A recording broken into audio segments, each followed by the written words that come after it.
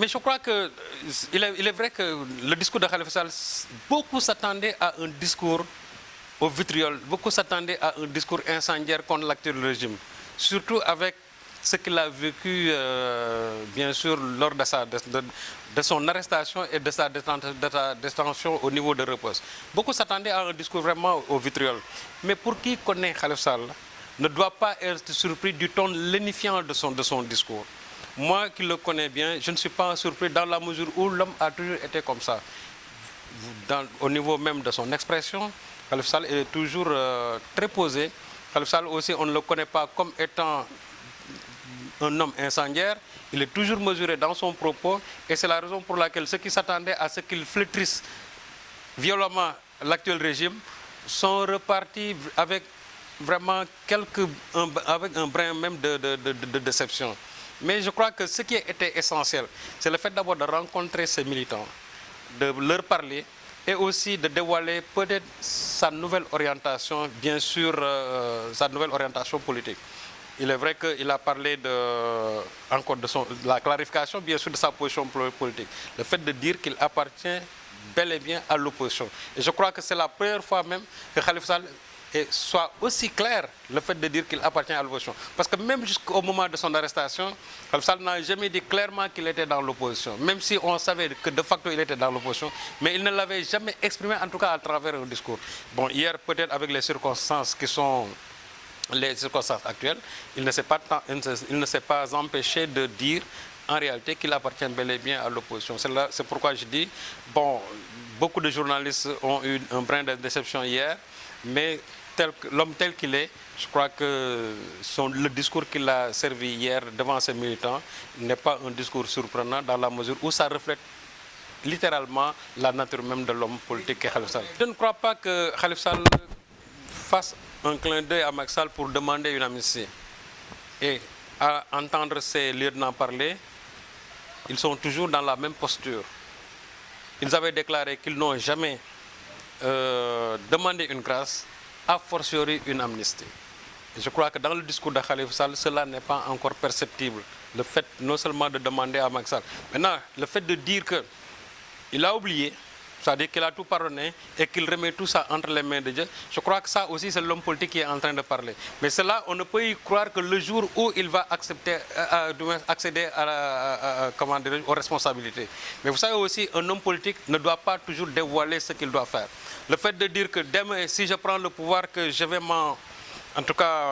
je vais prendre ma revanche, ou bien j'aurai un esprit vindicatif par rapport à tout ce que les gens m'ont fait, je crois que les gens se donneront aussi les moyens pour l'empêcher d'arriver au pouvoir. C'est la raison pour laquelle je crois que le discours de Khalifa Sall, en tout cas son discours d'apaisement, quand même, ne surprend pas. Et si on en fait aussi un décryptage politique, en réalité, cela peut ne pas être. Parce que vous savez aussi, les hommes politiques, dès l'instant qu'ils ont des ambitions, ils ne dévoilent pas en réalité toute leur stratégie politique. Et je crois que chez Khalifa Sall, c'est une sorte même de stratégie politique d'endormissement pour dire aux gens que bon, moi j'ai tout oublié, mais en réalité je sais que Khalifa Sall n'est pas oublié. Dans son entourage, quelqu'un comme Barthélémy Diaz a toujours proclamé Urbi et Orbi que tout ce que les gens nous ont fait pendant cette détention de Khalifa Sall, nous ne sommes pas prêts de l'oublier. Et quelqu'un comme Barthélémy vous l'interroge, il dit que Khalifa Sall peut pardonner, mais moi, personnellement, le jour où nous serons aux responsabilités, ce qui est sûr et certain, que nous allons nous venger de tout ce que nous allons faire. Mais Khalifa Sall, un leader comme lui, d'autant plus qu'il a déjà rencontré quelques dignitaires religieux qui lui ont dit de tout mettre entre les mains de Dieu, il ne peut pas quand même, après la rencontre avec ces dignitaires religieux, prendre totalement le contre-pied des déclarations qu'il a tenues devant eux. Il ne va pas dire que moi je vais me venger une fois arrivé au pouvoir, mais il va tenir un discours d'apaisement en disant qu'il a pardonné, il a tout oublié, même si nous savons qu'au fond, il peut ne pas oublier cela. Ça, il faut vraiment qu'on attende le jour où il sera aux responsabilités de voir réellement si ce qu'il disait par rapport à ce pardon-là tient ou bien ça ne tient pas. Vous savez, aujourd'hui, nous sommes toujours dans le monde politique, c'est le monde des supputations, c'est le monde aussi de la fiction, même si cette fiction-là peut être une réalité en fin de compte. L'analyse qu'on peut faire du limogeage de Sory Kaba, nous, on l'annexe tout simplement à la déclaration qu'il a tenue lors de son passage au grand jury de la RFM. Et lors de ce passage au grand jury de la RFM, M. Sory Kaba a déclaré tout simplement que le président arrive en fin de mission en 2024. Et en ce moment-là, maintenant, tout Sénégalais, bon, compte tenu bien sûr des dispositions de la loi, a bel et bien le droit de présenter sa candidature. Mais quoi de plus véridique que ce que Sorikaba a dit? Moi, j'ai dit que la déclaration de Sorikaba, pour moi, c'est un non-discours dans un pays démocratique. Et pour moi, M. Sorikaba n'a fait encore qu'enfoncer des portes déjà ouvertes. Le fait de dire que le président arrive en fin de mission en 2024, mais je crois que là, il n'y a pas péril en la demeure. Mais on a remarqué que cette déclaration a créé une secousse sismique au niveau même du parti, de la mouvance présidentielle. Maintenant, pourquoi ça a créé un véritable tollé au sein de la mouvance présidentielle? Moi, je dis simplement parce que cette question-là dérange au plus haut niveau. Dès l'instant que le président Macky Sall, depuis Paris, a dit qu'il ne veut plus entendre parler de troisième mandat, ce n'est pas par discipline de la communication de la majorité présidentielle, mais simplement parce que, pour moi, d'après mon analyse personnelle, c'est parce que le président, aujourd'hui, se trouve dans un dilemme, en tout cas d'un troisième mandat. Est-ce qu'il doit briguer un troisième mandat? Est-ce qu'il ne doit pas le briguer? C'est là où se trouve toute la problématique. Et pour l'instant, le président ne veut pas qu'au sein de son parti, que les gens se prononcent. Moi, je dis que dans un pays où la liberté d'expression est érigée en valeur constitutionnelle, les gens ont bel et bien le droit de se prononcer sur des questions d'intérêt national. Et je crois que la problématique du troisième mandat, en tout cas du mandat, est une question d'intérêt national. Parce que jusqu'à présent, au sein de la mouvance présidentielle, il y a eu quand même des déclarations floues qui ont été données de part et d'autre et qui laissent penser fortement que le président est sur la voie de briguer un troisième mandat. Déjà, un conseiller du président de la République, M. Ibrahim Ndoye, a fait une sortie prématurément en disant qu'il souhaiterait que le président brigue un troisième mandat. M. Sarsek, qui est encore, je crois, député à l'Assemblée nationale, bon, je crois qu'il est membre du Parti socialiste, quand on lui a posé la question à ce même grand jury de la RFM, il a dit que bon, la question sera posée au niveau tout simplement de la mouvance présidentielle. Ça a créé vraiment un problème chez ceux qui, en tout cas ceux qui pensent que le président Macky Sall n'a plus le droit de briguer un autre mandat dans la mesure où il a déjà fait un septennat et en plus il a fait encore 5 ans. Maintenant, ce qui offre aujourd'hui l'occasion à certains de dire que le président Macky Sall peut bel et bien briguer un troisième mandat, c'est ceux qui ont étudié cet article qui parle du mandat présidentiel. Mais moi, je me suis dit que même si, au niveau de la rédaction de cet article-là, la loi lui confère de briguer un troisième mandat, c'est la lettre qui lui confère de briguer un troisième mandat. Mais lui, qui a été l'initiateur de la réforme, parce qu'en faisant la réforme, qu'est-ce qu'il disait? Je vais réformer pour verrouiller la Constitution, de sorte que nous n'allons plus vivre les affres d'un troisième mandat comme on l'a vécu sous l'ère d'Abdoulaye Wade. Parce que n'oubliez pas que sous l'ère d'Abdoulaye Wade, le troisième mandat, quand même, ça a soulevé ici en tout cas, une révolte de la population au point qu'il y a même des Sénégalais qui y ont perdu la vie. Et je crois qu'aujourd'hui, pour éviter que de tels drames se reproduisent avec la problématique d'un troisième mandat, le président Macky Sall avait jugé nécessaire, avec bien sûr les réformes constitutionnelles de 2016, d'insérer un article qui puisse verrouiller totalement cette histoire de troisième mandat. Mais on a l'impression que la Constitution a été piégée intentionnellement, au point de nous mettre encore dans ce dilemme.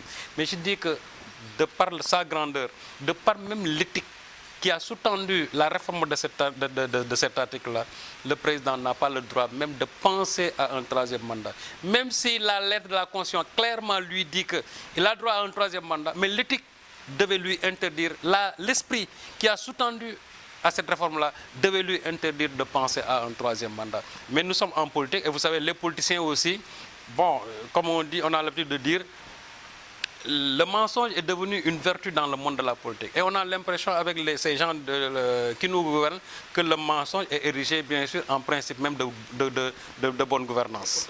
Oui, mais vous savez, moi je ne crois jamais aux propos du président de la République depuis qu'il est revenu sur la réduction du septennat.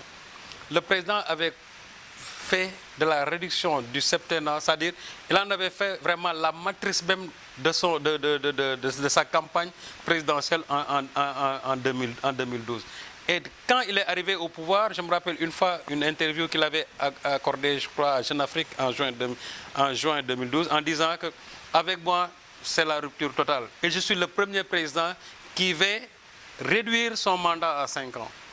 Mais il l'a proclamé pendant un certain temps.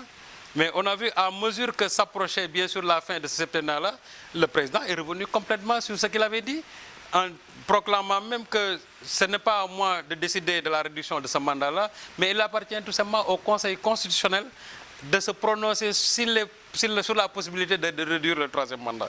Déjà, vous voyez la variabilité du discours du président de la République. Et in fine, qu'est-ce qu'on a fait? On est allé, je crois, au référendum en disant que finalement le président ne peut pas du tout réduire le septennat parce que ce septennat-là ne lui appartient pas. Donc vous voyez, avec ce jeu-là, le président est, en tout cas des artifices ou bien des stratagèmes, le président est parvenu à conserver en entier son septennat. Maintenant, un tel président qui avait encore, lors de sa campagne de 2012, flétri la transhumance, en disant que la transhumance est le cancer de la politique sénégalaise, et qui, lors de son discours de Kaffrine, a dit que pourquoi ne pas accepter les gens, ouvrir le parti aux gens qui veulent épouser notre idéologie ou bien notre orientation. C'est-à-dire qu'il était en train de bénir cette transhumance-là qu'il a abhorrée lorsqu'il était dans l'opposition. Un tel président, comment vous pouvez quand même le croire sur parole? Moi, d'ailleurs, dès l'instant que le président se prononce en disant que je n'ai pas le droit de briguer un troisième mandat et que ma mission prend fin en 2024.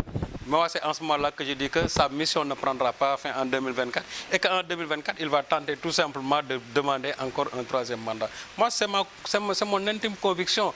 Donc, pour moi, les politiciens, dès l'instant qu'ils disent que nous allons vers cette direction, soyez sûrs et certains qu'ils n'iront jamais vers cette direction. Ils vont clignoter à gauche, comme on dit, pour tourner à droite, ou bien ils vont clignoter à droite pour tourner tout simplement à gauche. Et ça, c'est le jeu tout simplement des politiciens sénégalais. Vous savez, ces deux-là, ces deux plénipotentiaires et fonctionnaires sénégalais, leur limogeage, je ne peux l'assimiler tout simplement à un sacrifice, tout simplement. Ils ont été les agneaux du sacrifice, mais ceux-là qui devaient être en réalité être sanctionnés, c'est leur patron qui siège au niveau même de la justice sénégalaise, c'est-à-dire le ministre Malik Sall. Mais finalement, le glaive est tombé sur la tête de ces pauvres fonctionnaires, quand même, que je juge innocents. S'ils ont été au comité des droits de l'homme des Nations Unies à Genève, ils n'y sont pas allés de leur propre gré. Et le discours qu'ils ont tenu là-bas, ça n'a pas été un discours intuitif, personnel. Ça a été un discours qui a été couché dans un rapport émis, bien sûr, par le ministère de la Justice. Et ce qui est sûr et certain, avant qu'ils ne partent à cette rencontre à Genève, ils ont tenu des réunions avec leur ministre de tutelle pour discuter sur le message qu'ils doivent porter au niveau même de ce comité des droits de l'homme. S'il arrive que ces gens-là restituent ce qu'ils ont dit au niveau du ministère de la Justice, basé bien sûr sur un rapport, et que par la suite, il y ait eu un tollé, de sorte que le ministre des Affaires étrangères apporta un démenti par rapport à ce qu'ils ont dit là-bas, et que par la suite aussi, ces gens-là sont sanctionnés, moi je dis que nous sommes vraiment dans le comble de l'injustice. Et vous savez, un État ne doit pas briser ses fonctionnaires. Un État doit toujours protéger ses fonctionnaires. Quand bien même ces gens-là auraient commis une erreur d'appréciation, je dis, la sanction suprême ne devait pas du tout être ce limogeage-là assez humiliant. Je dirais même à la limite humiliant, parce qu'il y a des fonctionnaires qu'on ne doit pas traiter de la sorte. D'autant plus qu'ils n'ont pas commis un péché d'Israël. Qu'est-ce qu'ils ont fait au point d'être sanctionnés comme ça? Parce que tout simplement, l'État ne veut pas du tout assumer sa responsabilité concernant l'affaire Karim Wade. C'est ça le problème. C'est que dans cette affaire-là, c'est-à-dire que veut en réalité l'État? Finalement, que veut l'État? Parce que dès l'instant qu'on a envoyé ces gens-là là-bas, mais qu'est-ce qu'ils allaient faire là-bas? On aurait bien aimé que M. Amadouba nous dise quelle est la position du Sénégal par rapport même à leur convocation à Genève. M. Amadouba devait dire que, en lieu et place du discours véhiculé par M. Moustapha et celui qui l'accompagnait, Il devait dire voilà la position du Sénégal. Ouais. Bien sûr, il devait donner la position du Sénégal. Mais en disant que cela ne reflète nullement pas la position du Sénégal, et voilà que les gens reviennent au pays, ils sont frappés tout simplement d'une sanction. C'est comme ça qu'on récompense ces hauts fonctionnaires. Moi, je dis qu'à la limite, c'est vraiment méchant. Ces gens-là ne méritent pas du tout le sort qui leur tombe aujourd'hui là-dessus. C'est des pères de famille. Et en plus aussi, c'est des magistrats, en tout cas, c'est des fonctionnaires qui ont montré une certaine exemplarité dans l'accomplissement de leurs fonctions. Mais vous savez aussi, nous avons un État irresponsable, de sorte que chaque fois que de pareilles choses arrivent, l'État essaie de tirer son épingle du jeu en faisant porter le chapeau de la responsabilité sur de pauvres fonctionnaires. Mais jamais eux, ils ne portent la responsabilité sur eux-mêmes. Et je crois que, comme on a l'habitude de dire en Wolof, c'est-à-dire dès l'instant que ces hauts fonctionnaires-là ont été sanctionnés, mais quid de leur patron qui les avait envoyés? Ou bien que leur patron nous dise, ce n'est pas le discours, ce n'est pas le message qu'on leur avait donné pour porter ça à Genève, mais voilà la position du Sénégal, mais ils ne vont jamais le dire. Leur patron a dit qu'ils ont outrepassé leur mission. Mais d'accord, moi j'aurais bien aimé qu'on nous dise qu'ils ont outrepassé leur mission, qu'on nous dise en quoi, c'est-à-dire le fait de dépasser même la mission dont ils étaient porteurs, c'est-à-dire en quoi ils ont dépassé cette mission-là. Qu'on nous le dise, c'est-à-dire qu'on nous clarifie simplement en disant que voilà ce qu'ils devaient dire, et qu'ils n'ont pas dit. Ce qu'ils ont dit là, voilà, ils ne devaient pas dire, voilà ce qu'ils devaient dire. Mais jusqu'à aujourd'hui, on dit qu'ils ont outrepassé leur mission. Mais en quoi ils ont outrepassé leur mission? Qu'on nous le dise, c'est-à-dire qu'on nous le clarifie. Nous, on ne veut que la transparence dans cette affaire-là. Mais on ne va pas quand même demain sur, je ne sais pas, des généralités, nous dire que ces hauts fonctionnaires ont dépassé, en tout cas, leur mission, et en ne nous disant pas en quoi ils sont fautifs. Qu'on nous le dise. Moi, j'aurais bien aimé qu'on dise que voilà le texte dont il était porteur. Mais on ne nous a absolument rien dit. Et jusqu'à présent, moi, je demeure convaincu que ces hauts fonctionnaires-là n'ont fait que répéter la position du Sénégal, défendue au niveau du ministère de la Justice, ou bien défendue au niveau même du gouvernement. Mais parce que par la suite, les réactions subséquentes qu'il y a eu lorsqu'on a fait montrer la vidéo à travers le monde, que l'État, maintenant, assez paranoïaque, hein, ou bien je ne sais pas, même schizophrénique, l'État a jugé nécessaire tout simplement de faire porter le chapeau de la responsabilité sur ces deux grands fonctionnaires. Et malheureusement, voilà que le glaive est tombé sur eux comme étant des agneaux de sacrifice. Le mot de la fin, c'est tout simplement dire que dans ce pays-là, il faut quand même qu'on apprenne à respecter la liberté des gens. Vous savez, la démocratie, c'est le choc des contraires, c'est l'expression des contraires. On peut bel et bien être dans un parti, avoir des visions contraires. Et d'ailleurs, c'est ça qui fait bouger le monde. Nous ne sommes pas dans un régime de pensée unique. Nous ne sommes plus dans les régimes de démocratie populaire, où il n'y a que le chef qui doit penser dans une seule direction et les gens doivent suivre comme des moutons de panurge. Le panurgisme n'existe plus dans un État, en tout cas dans un État de droit. Et on a l'impression aujourd'hui, malheureusement, qu'au sein même de la mouvance présidentielle, il n'y a que le président qui a droit de vie et de mort. Il n'y a que le président qui a le droit tout simplement de penser dans une seule direction et les autres ne doivent que se soumettre. Et je crois que c'est ça qui a perdu M. Sori Kaba, qui a pensé tout simplement que, en vertu de ce que la Constitution a dit, que le président arrive en fin de mission en 2024. Il a été sanctionné sur la base simplement de cela. Aujourd'hui, les gens essaient de chercher des faux fuyants en nous disant « Oui, vous saurez dans les prochains jours que M. Sori Kaba n'a pas été sanctionné tout simplement à base de ces déclarations, mais que Sori Kaba a été sanctionné sur la base d'autres choses. » Mais si c'était même sur la base d'autres choses, la coïncidence est malheureuse. Et un État ne fait pas comme ça. Ça aurait été même des fautes de gestion, en tout cas, ou bien des résultats, en tout cas des résultats qui ne sont pas du tout satisfaisants. On aurait pu attendre une autre occurrence pour sanctionner M. Sori Kaba. Mais la simultanéité nous fait croire qu'en réalité, c'est cette déclaration de la RFM qui a été à la base de son limogeage.